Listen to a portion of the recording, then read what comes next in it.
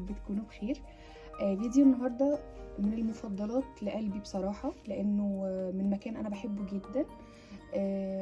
طبعا بسبب الحظر والوضع اللي احنا فيه ما رحتوش بقالي كتير جدا، لكن ما قدرتش ان انا ما اعملش اوردر منه حتى ولو اونلاين والحاجه توصلني.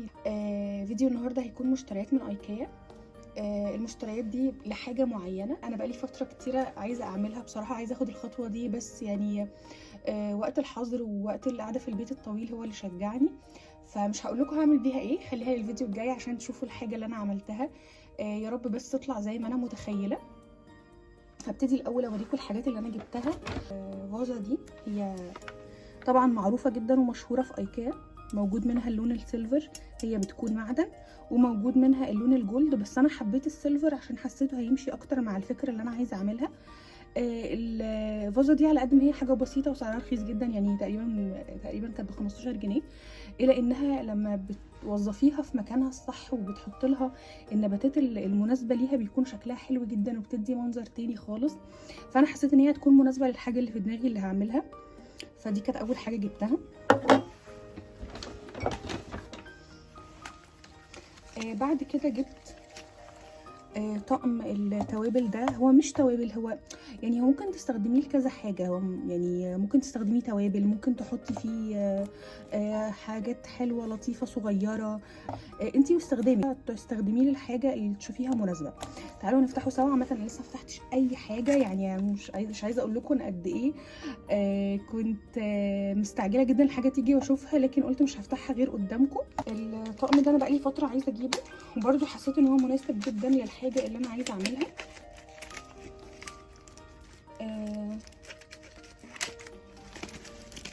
حجمه هيكون مناسب ليا جدا.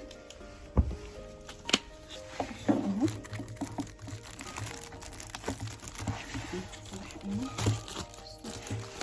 بصوا بيكون 3 كده مع بعض.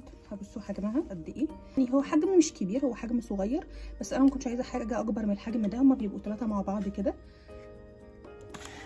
يعني التلاتة تقريبا كانوا 90 او 99. حسيت ان هما مناسبين قوي للحاجه اللي انا بفكر فيها، وما ترددتش لحظه ان انا اطلبهم. تمام.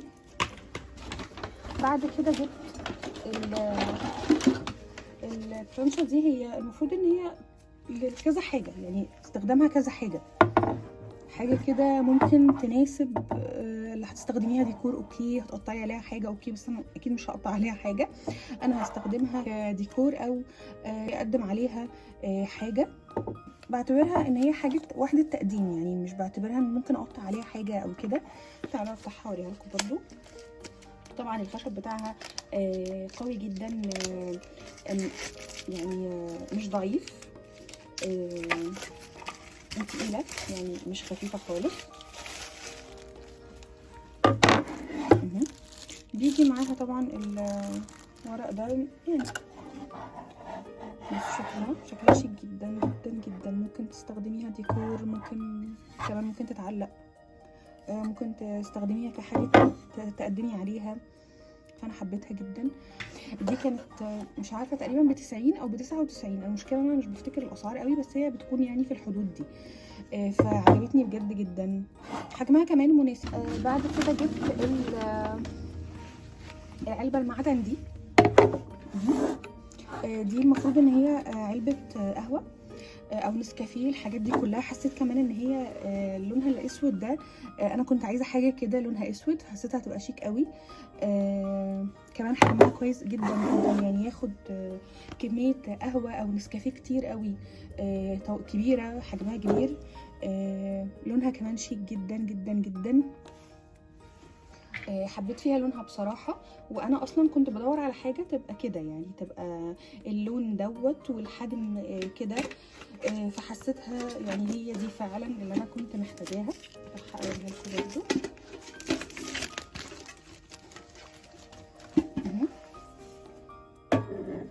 شفتوها كده اسود شيك كده. وكمان الغطا بتاعها يعني مش هيخلي الحاجه اللي تحطيها فيها تاخد ريحه تانية من بره، لان غطاها محكم جدا. ده قلبها من جوه لونه جولد كده. الغطا بتاعها محكم جدا، مش هيخلي القهوه او النسكافيه او الحاجه اللي تحطيها فيها تاخد روايح من بره. ودي كان سعرها حاجه و70 تقريبا، 75. عايزه اقول لكم ان اصلا ايكيا دلوقتي عاملين سيل على حاجات كتير جدا، وتقدري تطلبي من الويب سايت اونلاين بتوصلك لحد البيت. استفيدوا بالخصومات والعروض لان فعلا السيل بتاعهم حلو جدا. وطبعا في السيل عاملين عروض على الشموع اللي انا ما بقدرش استغنى عنها من ايكيا. بصوا جمالها فظيعه، شكلها بجد شيك جدا جدا جدا. ميزه شموع ايكيا ان هي بتكون الباكج او الحاجه المحطوطه فيها شكلها حلو، يعني انت ممكن بعد ما الشمعه تخلص تستخدميها لكذا حاجه. جبت دي كمان، دي تقريبا بريحه الفانيلا تقريبا او الاخشاب، بس هي ريحتها حلوه جدا جدا جدا، وشكلها كمان حاساه هيبقى شكله شيك قوي. جبت كمان منها دي، اللون ده كمان تحفه، دي بريحه الفراوله تقريبا، بجد تحفه تحفه، شكلها حلو جدا. دي كانت ب49 وتقريبا في السيل ب30 او 39 في الحدود دي. فجبت 2، حسيت ان هما يعني انا دايما بحب شموع ايكيا. عايزه اقول لكم ان هي مش بتبقى ريحتها قويه، يعني مش مثلا زي شموع باث اند بادي وركس، بس انا بحبها لانها شكلها حلو يعني. مش بتملى المكان كله، هي ممكن تبقى ريحه ظاهره في المكان اللي انت قاعده فيه، مش مثلا قويه بقى فواحه، بس بتكون ظاهره على هادي، بحيث ان الناس اللي ما بتحبش الروائح القويه قوي، لا هي هاديه بتكون في الجزء اللي انت قاعده فيه بس. مجموعه الخطافات دي، الخطافات دي ليها ماسوره، انا كنت جبتها من عندهم من فتره. بصوا هي بتبقى كده، وبتعلقي فيها بقى الحاجه اللي انت هتستخدميها، بتعلق جزء من الماسوره والجزء الثاني كده. انا كنت جبت الماسوره بتاعتها من فتره وما استخدمتهاش، فجا في بالي قوي ان انا استخدمها للغرض اللي انا عايزه اعمله، فحسيت اني محتاجه الخطافات دي فجبتها. والكيس بيبقى فيه 4 ب10 جنيه، فسعرها حلو اصلا، والماسوره تقريبا كانت ب45 تقريبا. هوريكم كل ده ان شاء الله في الفيديو الجاي. فالخطافات دي جبت كيسين، يعني 8 وحدات، الكيس ب10. بيقدموا لك افكار انك ازاي تستثمري المكان، ازاي توظفي حاجات معينه، ازاي لو انت عندك مساحه بسيطه تقدري تخليها تاخد حاجات كتير. فدي ميزتهم فعلا بجد، ان هما بيدوكي افكار كتير حلوه، ما تقدريش تحتاري في تنظيم او فرش بيتك.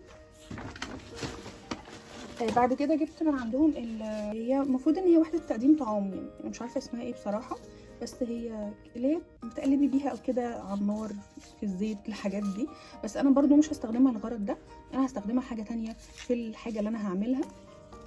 فانا حسيت ان هي تبقى مناسبه، وكمان شكلها هيكمل الجزء. انا عايزه الجزء كله يبقى عباره عن اخشاب وحاجات من دي، فحسيتها هتبقى لطيفه جدا. دي كانت ب29 جنيه، سعرها حلو جدا. وطبعا الميزه ان الاخشاب عندهم بجد بصراحه قويه، يعني بصوا السمك بتاعها قد ايه، السمك بتاعها حلو جدا، مش حاجه ضعيفه خالص. انا نفسي بضغط عليها جامد عشان اقدر اقفلها، فهي كويسه جدا. بعد كده جبت البرواز ده، هو برواز صغير، بس انا كنت عايزه حاجه المساحه دي، مش عايزه حاجه اكبر من كده، يعني هو مساحته 13 في 18. انا ما كنتش عايزه حاجه اكبر من المساحه دي اللي كانت مناسبه بالنسبه لي. وحبيت فيها، انا كنت برضو عايزه البرواز يبقى لونه اسود، فحبيت ده فيها ان هو موجود، فعجبني جدا. وكان سعره برضو معقول، يعني كان سعره تقريبا 29 جنيه. جبت كمان بقى دي وحده تنظيم، هي بتبقى زي ستاند كده معدن، واضح ان احنا هنحتاج المقص في كل حاجه. هو ستاند معدن، بس طبعا هو محتاج يتركب، فانا مش هعرف اركبه الفيديو ده، هتشوفوه ان شاء الله متركب في الفيديو الجاي. بس هحاول اوريكم الصوره بتاعته عشان تعرفوا فكرته. هو بيبقى كده، دي كده تمام، ودي كده. اهم حاجه بس المسامير بتاعته ما تبقاش، بتبقى دي بتركب عليهم كده. فهمتوا فكرتها؟ بتبقى زي دي كده في الورقه موضح. شايفين فكرتها؟ هو ستاند تقدري تستثمريه كمساحه، ممكن تحطي حاجات في الجزء اللي فوق وممكن ترجعي تحطي حاجات في الجزء اللي تحت. ده غير ان هو في الاخر شكله ديكور حلو، يعني لو استثمرتيه صح يبقى شكله حلو جدا. فانا فعلا كنت محتاجاه عشان انا محتاجه مساحه، فده هيوفر لي مساحه ان انا احط حاجات فوق واحط حاجات تحت. وطبعا برضو هتشوفوا الحاجات دي في الفيديو الجاي ان شاء الله. سعرها كان 90 جنيه تقريبا، فهو ستاند كويس جدا، الخامه بتاعته معدن وقويه، فبالنسبه لسعره فهو هايل بصراحه. بعد كده جبت الكوبايه دي. طبعا الكوبايات دي مشهوره بيها ايكيا جدا جدا جدا، في منها اللون ده وفي منها اللون السيمون. الكوبايه دي كان عليها اوفر، كانت هي اصلا ب29 وكانت نازله 19. انا جبتها لاني انا اللي كانوا عندي موجودين قبل كده منها اتكسروا، وانا زعلت جدا لاني بحبهم، شكلهم كمان شيك قوي. فلقيت دي عليها اوفر فقلت فرصه كويسه جبتها. فهي في الاوفر ب 19 جنيه، فحلوه جدا يعني بصراحه، ولونها كمان حلو جدا جدا. بصوا، فبسطت بيها قوي. اخر حاجه بقى جبتها وبجد فرحانه بيها جدا، وهي حاجه دايما برضو ايكيا مشهورين بيها، الفوانيس بتاعتهم. انا تقريبا فوانيس ايكيا دي بقت خلاص ماليه حياتي، يعني عندي كل الالوان. بس حسيت ان الحاجه اللي انا عايزه اعملها اللون الاسود هيبقى شيك قوي معاها، فجبته. بصراحه شكله تحفه تحفه تحفه، هو معدن. بصوا الازاز بتاعه عليه زي نجوم كده، شايفينها اهي، هحاول اقرب لكم عشان تشوفوا اهي نجوم كده. شكله بجد شيك قوي قوي قوي، وكمان من فوق في رسومات النجوم دي. شو وبيتفتح كده، تقدري بقى تدخلي فيه شمعة. بصوا الباب بتاعه اهو، بيتفتح كده مع الورقة دي.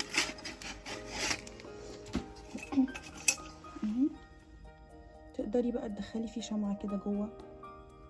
شكله بجد تحفة تحفة، وحسيت ان هو ده اللي كنت محتاجاه برضو في الحاجة اللي انا هعملها، يكمل لي الشكل بتاعها. حجمه كمان حلو جدا، يعني حجمه مش صغير، حجمه معقول قوي لو هتحطيه في مكتبة او حاجة زي كده. ده كان ب129، فبجد شكله تحفة تحفة تحفة. دي كده كانت تقريبا كل حاجه جبتها من ايكيا. هما دلوقتي عشان الظروف اللي احنا فيها، انت لو حابه تروحي عندهم تشتري الحاجه اوكي، حابه تشتري اونلاين زياده امان مفيش مشكله، الاوردر بيوصلك. هو العيب بس اللي انا لقيته انه الحاجه بتتاخر شويه، وده بيوضحهولك على الويب سايت وانت بتعملي الاوردر، ان ممكن الحاجه تتاخر لضغط الشغل ولضغط الطلبات عندهم، فالحاجه ممكن توصلك من 10 ل 15 يوم. دي بس المشكله اللي انا قابلتها.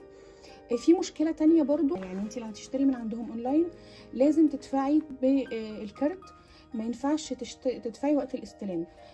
فدي برضو مشكله ممكن تقابل ناس تاني. فلو انت حابه ان انت تروحي تشتري من الستور نفسه بحيث ان انت تدفعي كاش وقت ما تشتري، اوكي هتعملي اوردر اونلاين، يبقى تكوني عارفه انه لازم تدفعي الفلوس برضو اونلاين. دول المشكلتين بصراحه الموجودين عندهم، يعني اتمنى ان هم يظبطوها. غير كده الحاجه بتوصلك الباكج كويسه جدا. فانت حبيتي تشتري اونلاين اوكي، حبيتي تشتري من الستور نفسه مفيش مشكله. دايما بلاقي فيهم عندهم حاجات سمارت قوي، ازاي تستغلي المساحات، ازاي تستغلي الاماكن اللي عندك. لو الفيديو عجبكم والحاجه عجبتكم ما تنسوش تعملوا لايك وتشتركوا في القناه وتفعلوا الجرس عشان اي فيديو جديد ينزل يوصل لكم. واستنوا الفيديو اللي جاي بجد هيبقى تحفه جدا، هقول لكم انا وظفت الحاجات دي في ايه وكنت جايباها لغرض ايه اصلا. فان شاء الله الفيديو الجاي هيبقى بجد حلو جدا وهيعجبكم. وما تنسوش تقولوا لي رايكم في الحاجه في الكومنتات، واشوفكم الفيديو الجاي ان شاء الله. باي باي.